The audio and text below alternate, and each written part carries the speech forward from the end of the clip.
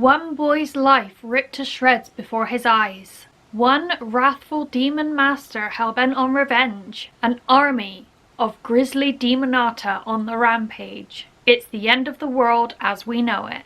But I feel fine.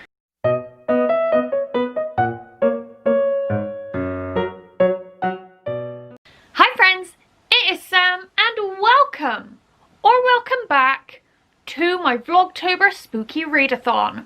We are on the third book out of 6 spooky readathon books. Today's pick is Demon Apocalypse by Darren Shan. I used to love Darren Shan and R.L. Stine. When I was growing up, I used to get their books out of the library and I remember them being very scary. I remember in particular some R.L. Stine books that were scary, but I've definitely read some Shans before and I was very impressed. So it'll be interesting to see what adult Sam thinks of these. I bought this in the charity shop for 99p, along with a follow-up novel, so spoiler, the next readathon book will be the book after this one. I remember reading some of the books in this series, including Lord Lost, Demon Thief, and Beck. I think I remember they worked as standalone books, but that's because this series follows 3 main characters. Unfortunately for me, this series is all linked. So if you're unfamiliar with the Demonata series, or like me, you have forgotten it because you read it as a child, here's a refresher of what has happened previously. After his family is murdered by a demon called Lord Loss, Grubbs moves in with his uncle. He finds out his half-brother is a werewolf, and the only way to cure him is to win 3 chess matches against Lord Loss. After winning the matches, Grubbs wakes up one morning with blood under his nails and believes he's become a werewolf himself. Sometime after these events occur, Grubbs has acquired powers that he struggles to cope with. His concerns that he might be a werewolf are confirmed when he wakes up after killing his best friend's grandparents.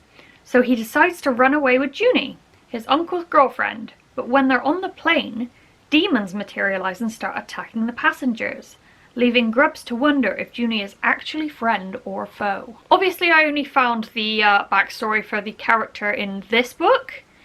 The next book I'm going to read is from the perspective of a different character, so obviously I'll give some backstory on her. Even from the cover, this is perfect for Halloween. It's a rainy, dark day. I've got nothing on the agenda, so I'm going to get a chunk of this read.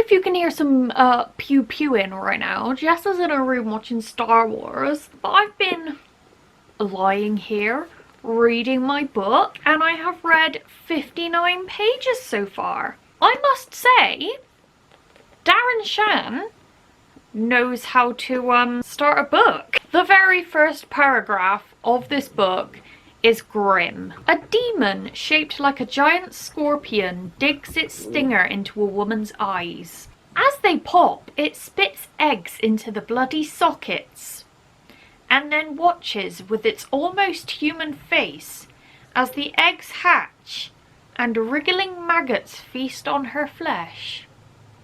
The book takes place straight after the last one. The scene opens onto the plane where Grubbs and Junie were attacked by demons, and it is confirmed straight away that Junie is foe. She is Lord Loss's assistant. She sort of lured Grubbs into a trap. Lord Loss and his demon pals are happily murdering babies and other passengers on the plane, and Lord Loss reveals to Grubbs that he's gonna take him to the demon world and torture him for thousands of years. But just as Grubbs is about to fight to the death, a hole is burned into the side of the plane and a beardy man peers through like, hello, come with me if you don't want to die. Sounds fine. I'd do that. I'd jump out of the plane instead of face like scorpion, bunny, weirdly shaped demon dudes. So without any other choice, Grubbs leaps out of the plane with a bearded stranger.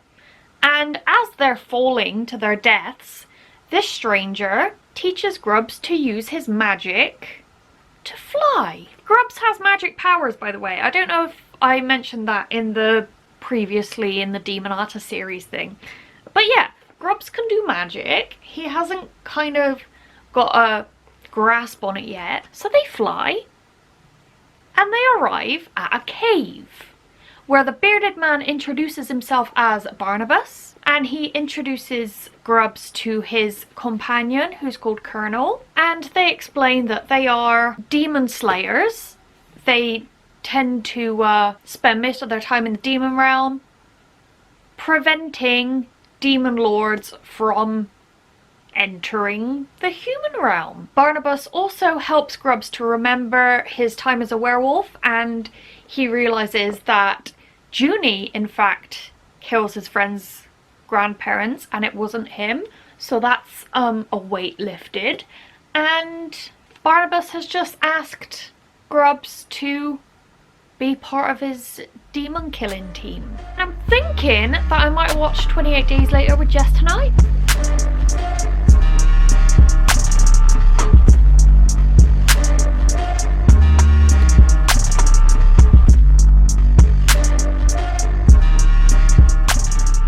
I've just had my dinner and Jess and I are about to watch 28 Days Later. But obviously we need dessert. I went grocery shopping today and Mum was like, I was paid today, so if you want to get a little cake, that'll be fine. And I was like, Asda's vegan cake is a tenner. I'm not spending £10 of your money on a cake. But I found one. It's not the Asda vegan cake, but it's a Bosch cake. Bosch's cakes are very nice. And it was the only one in the reduced section, so it was £4.96. It says happy birthday on it.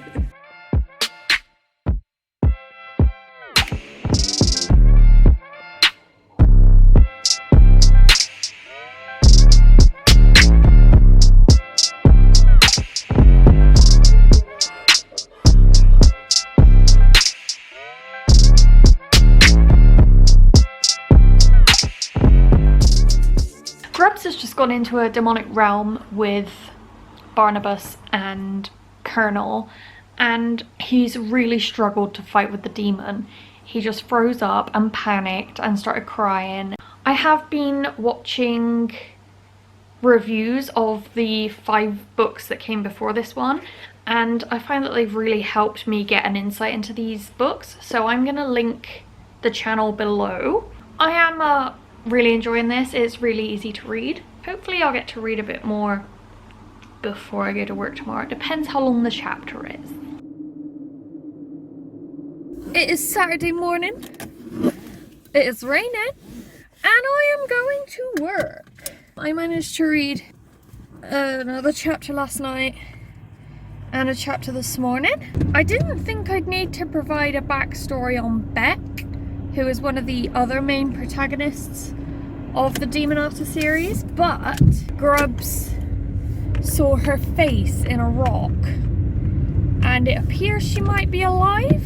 She issued a warning to him and Barnabas just translated it. In the 7 weeks when Barnabas and Colonel were fighting the demon and Grubbs was left in the cave, the demons found a way through from their realm into the human realm, and Grubbs's town has been overridden.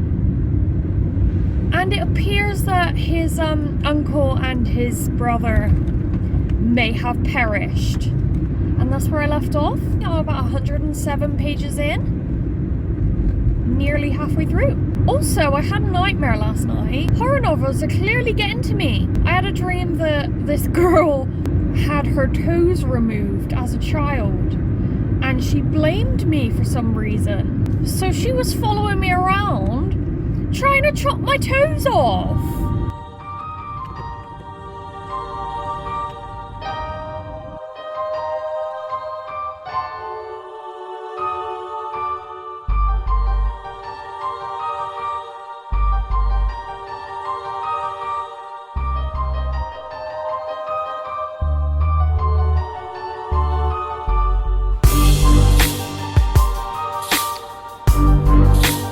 I just made myself a sandwich. I've been reading this morning. I just stopped to make myself a sandwich, and I haven't showered yet because Jess is gonna trim me.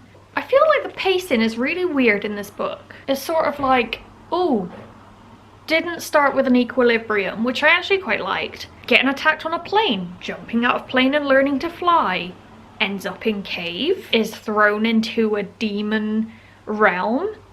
Leaves demon realm. Suddenly the world is ending. We're only mid-book. Now they're in like this massive war against the demons and coffee. Thank you. All of a sudden Grubbs has decided, hey, I'm not scared anymore. I'm gonna use my magic to save the world.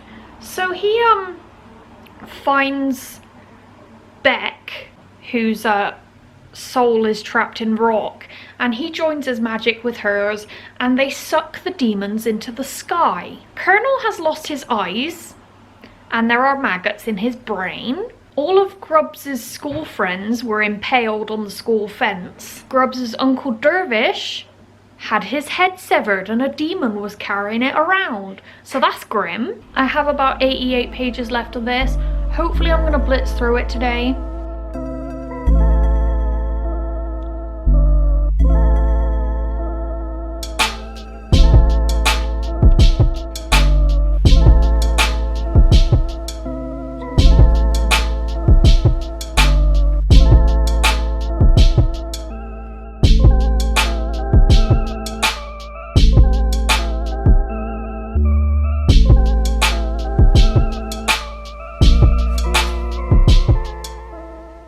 I have been relocated to the floor because the little boy stole my chair while I got in my pajamas. I finished a book. So after Beck's, Grubbs's and Colonel's powers combined, they woke up in a forest. Grubbs was the first to recognize the forest, and he was a bit confused because this forest has been destroyed. He's like, clearly I'm hallucinating because nothing else makes sense. But it turns out they'd time traveled back to before the portal to the demon universe opened. Grubbs, Colonel and Barnabas had to like race to the cave where the portal was about to be opened, and there they found, am I disrupting you? No, I want to ask her to spell Padawan. P-A-D-A W-A-N. So in the cave, they discovered Lord Loss, Junie the traitor, Lord Loss's 3 demon henchmen, and Grubbs's uncle and brother. Grubbs's uncle and brother are being held hostage, but he's just overjoyed to see them alive because like just seconds ago in the future, he saw the severed head of his uncle, so he's like, great. So another fight ensues. There's no let up from the action in this book. It's just like, fight the demons, fight the demons, run away from the demons, run through the demons, fight the demons. It's just absolute madness. So there's a big old fight, right? And in order to stop the portal from opening, they have to kill the portal's key, and they are under the impression that it is Junie. So they manage to kill Junie, but oh no, the portal is still like pulsing, and they're like, what's going on? Why ain't it stopping? And it turns out Grubbs's brother is the key, which was devastating. Like, Obviously, Billy is a recurring character in this series and is probably more featured in the other books, but he barely gets like 2 lines in this book. However, I still found it quite emotional when Grubbs just like gently murdered his brother. Beck, who is the other of the 3 protagonists in this series, so you've got Grubbs and Colonel, and then you've got Beck, who died several centuries ago and who's like haunting the cave. Her magic flowed through Grubbs into Billy's dead body, and she kind of took over the empty vessel, if you will. Billy's body kind of became Beck's, so Beck came back to life. Also, we found out that Barnabas is half demon. How spooky was it on a scale of 1 to spook? It didn't scare me, to be honest, because it was so out there. Like, it's clearly fiction. Oh, okay. Whereas the last book I read was very murdery and could happen in the Australian bush. So this didn't scare me too much, but there was plenty of disgusting gore. What did we review it on Goodreads? I wrote a review prior to setting up my camera. I rated it 3 stars, and my review is as follows. Action-packed, butt-kicking fun. Even after finding this book in a charity shop and coming into the story halfway through, I enjoyed Demon Apocalypse and found it easy enough to follow. I liked the main character and how believable his motives were, and I loved the world Darren Shan created. Some of the characters felt a bit weak and lacked dimension, and the writing style was a bit basic, but all in all, I enjoyed this and I'm looking forward to the next book. I'm gonna try and read this one in a day. Hopefully it's the same length as Demon Apocalypse. It is 2 pages shorter than Demon Apocalypse, so I should be able to manage this in a day. So yeah, subscribe for that. I hope you enjoyed this video. I hope you have a wonderful day, and I will see you next time with another video. Bye!